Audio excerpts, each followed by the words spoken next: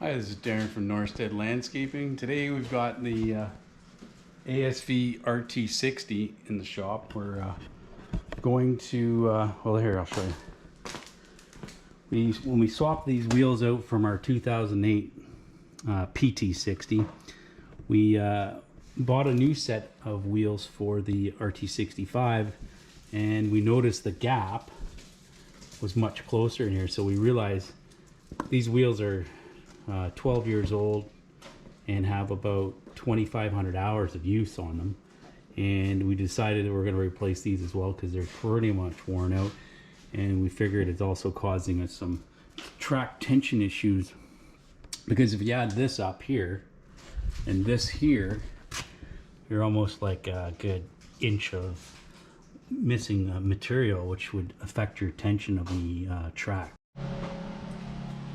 Okay, so we did a video on installing the wheels on the RT-65 Max, the 2020, and we couldn't fit the wheels from Bairs products because the ASV went to the smaller hubs, whereas these RT-60s have a bigger hub than the intermediate wheel here. So if you're not aware of these, if you're going to have a RT-65, you want to upgrade the wheels, you have to make sure you get these spacers. But here's the new wheel here, and we'll just see how much material is worn off. You can see it's considerably amount of material. I'd say almost half an inch of material. So between the two sets of wheels, front and back, there's a good inch of material missing, which I think is affecting our track tension. So one way to find out, we'll replace them, and you can see how they get marred up. These do take the brunt of the punishment with the gravel though. Okay, so we remove that one, and we're also going to check our other wheels for any obvious wear and tear while we got this off.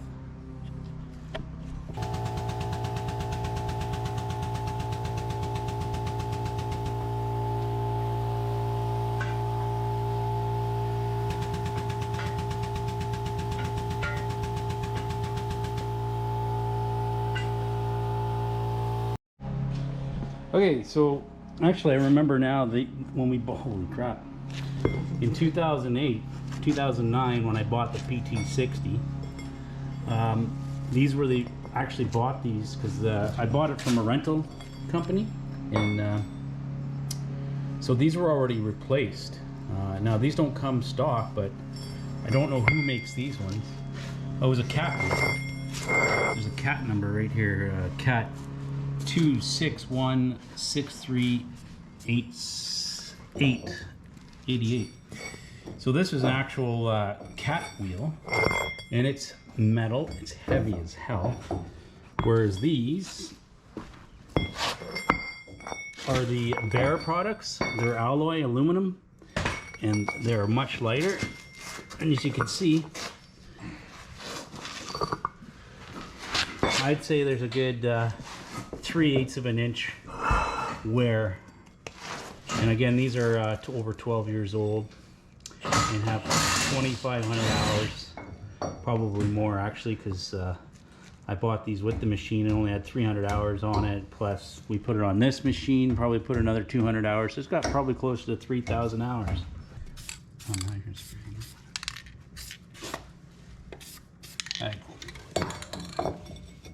Oh yeah, like a glove.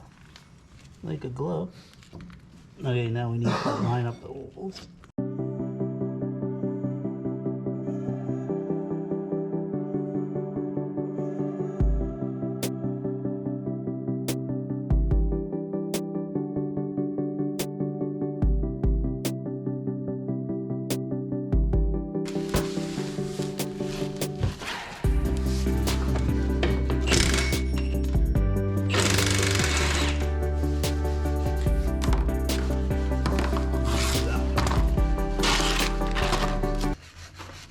So these are the ones we actually welded the shaft into the rail because there was a wobble in it. Remember that?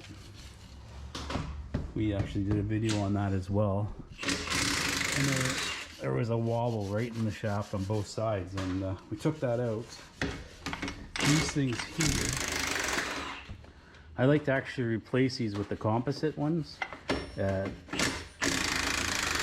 doing that, it quiets the machine up considerably.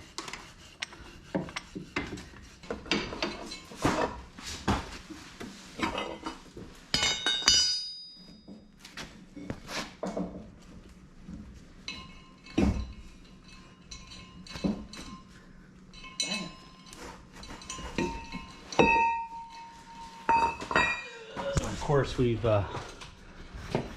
removed the tension there, backed it right off, and now the track will slide right out.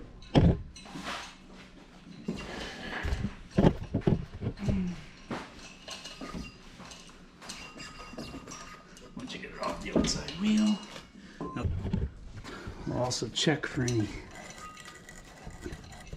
Oh, we got a loose wheel here. We'll have to see if we can tighten that one up. Too loose wheel there. You can see she's been spinning on the shaft again. On this machine, I've never had such an issue getting the weldment to seat properly inside the hub. So this wheel was on the inside. I chose to switch them around because I figure if I'm going to have an issue with this wheel, I better put it on the outside so I can monitor it better. Anyways, I brought it to my machinist to have the wheels pressed in, and he couldn't get it to seat properly. We thought it was a weldment issue. To know if these wheels take, you have to basically make sure that the weldment is flush. Then you know they've seated into, basically seated the bearings and the seals. The seals are the thing that can get put in or pinched or caught. So you want to make sure you lubricate them well. If the weldment is sticking out, you're probably pinched your seal. So if you go and torque these on and suck them on, pinching a seal, you might end up basically just nullifying the work that you did, because usually what will end up happening is the seal will rub or get jammed and then heat up, and then the rubber portion of it will melt. That's dealt and done with now. This thing's back in action. I have been doing a lot of recording, so we'll have some videos to post over the winter months.